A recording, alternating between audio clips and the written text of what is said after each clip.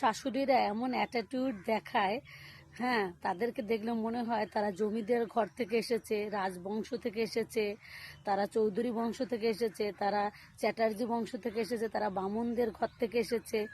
আর ছেলের বউরা এলে এমনভাবে তাদের সঙ্গে ব্যবহার করে, মনে হয় সে ফকিন্নি ঘরের মেয়ে, মনে হয় তাকে বলে ছোটলোক ঘরের মেয়ে। আচ্ছা বলি, নিজেও তো একসময় বউ ছিলে নাকি? তাহলে আবার নিজের মেয়েটাও তো শ্বশুরবাড়ি গেছে নাকি? তাহলে পরের মেয়েকে কেন এত সব কথা, এত সব অ্যাটিটিউড? আর দেখবেন শ্বশুরবাড়িতে, হ্যাঁ, শাশুড়ি আর ননদ যদি খুশি হয়, কিসে খুশি হবে বলুন তো? সব থেকে বেশি খুশি হবে বরমশাই।